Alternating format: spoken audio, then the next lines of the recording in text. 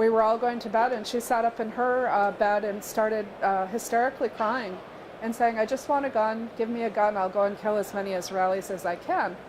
And we all sat up in our beds. It was dark, and we were all sleeping in the same room in different beds. And we sat up and said, "Are you saying you want to be a suicide bomber?" We were so surprised.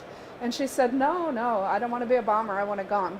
I want them to give me a gun, and I want to kill as many Israelis as possible." And we said, "Well, you do realize that would end in your death. That's a suicidal act." And she said, "Yeah." So in a sense, she wanted to be, not explode herself, but she was going to do the active shooter thing. And we asked her why. Why would you want to do that? And some of the answers we already knew, but she said, "Don't you remember on every wall in my room," and this is the room we were in, but it was dark, "there's a picture of my best friends, all of them martyred, all of them killed by Israeli soldiers." And she said, "What do I have to stay alive for? I just want to do revenge." And so you see her individual vulnerability, very different than maybe someone that, is joining just for the gang of guys kind of thing. And thankfully in her case, her group didn't equip women, so she didn't have a chance of getting the gun, which we're very glad about. And but anyway, with these four things, the group, the ideology, the social support, and the individual vulnerabilities, I also saw that it broke out according to the context where it happened. So individual vulnerabilities in a conflict zone would be very revenge and trauma oriented. So if we were working in Iraq, the guys that were in the prison, they had been arrested in somewhat violent ways.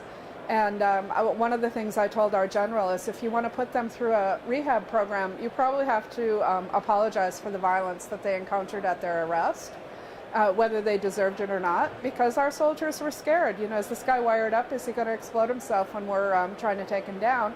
And they got their punches in, and kicks, and whatever else it happened to be. And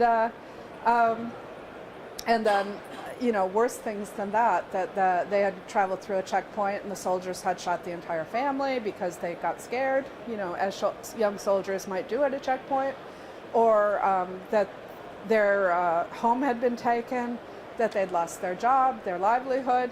And there's all kinds of things that in a conflict zone people have trauma for. And usually we find, if we look at PTSD, we find up to 70% of post-traumatic stress in conflict zones, especially among the young people.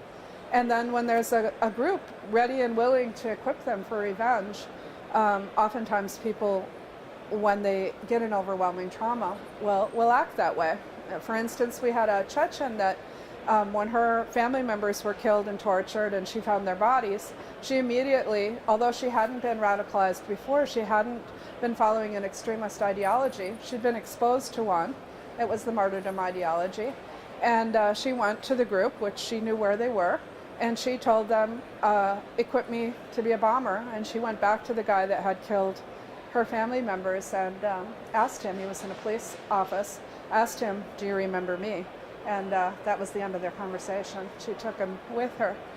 But anyway, when you're in a non-conflict zone, it's more nuanced. And when I went into Morocco and talked to the Friends of the Casablanca bombers, I found that they told me a lot about poverty, of being stuck in their lives with complete despair. They said they could get a university education, which in a way almost made it worse, because they could get educated, they had satellite TV so they could see how the rest of the world lived, but they couldn't get out of the slum.